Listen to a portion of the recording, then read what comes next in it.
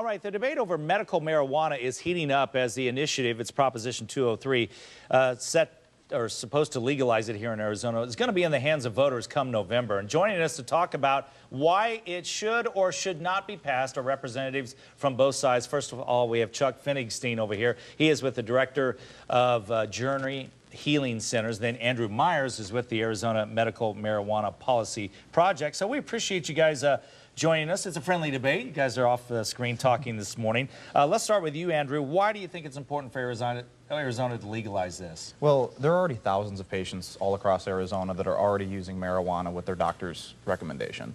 This is about protecting those patients from arrest and prosecution.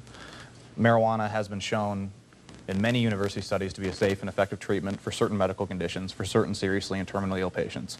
And those patients and their doctors should have access to a medication that can be effective treatment for them and can, in many cases, improve their quality of life. And those people shouldn't be arrested for following their doctor's advice. Let me ask you, how do you keep the criminal element out of it?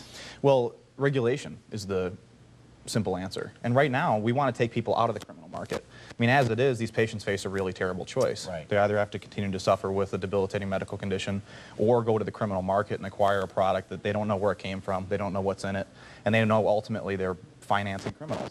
I mean, we want to be able to give safe legal access to the medication these people need without having to have them resort to the criminal market. Now, Chuck, you're against it, and you fear that it's going to end up with people abusing it. That's your main concern. Yeah. It's more harm than good. Yeah, I think the risks outweigh the benefits. 2% of people in the United States use medical marijuana. So there's 50 million people already addicted to pain medications. There's 25 million people that smoke marijuana, and 62% are under 18. So, you know, the accessibility of the dispensaries, like in California, they've already closed 440 dispensaries because they're not following the regulations. And so, you know, the National Institute of Drug Abuse, the FDA, Substance Abuse, Mental Health Service Administration have already agreed that it's a mood-altering substance with addictive potential. And so really, when you look at the significance of the problem, there's $181 billion spent on illegal drugs.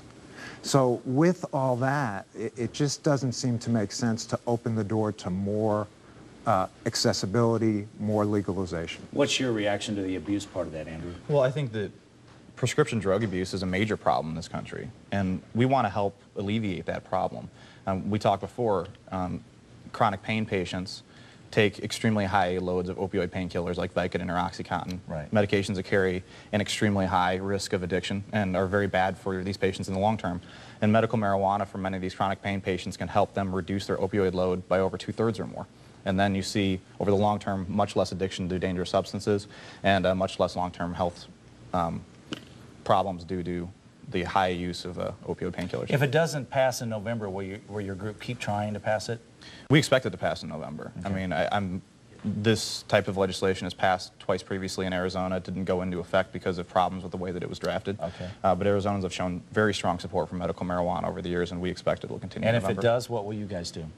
Well, we'll keep doing business as usual because we have plenty of it. Right. And that's part of the problem as we see it.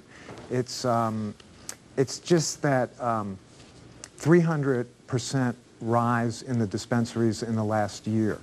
So even with better regulations than California, which Arizona does have, I'd like to see more money spent on the research and treatment and education.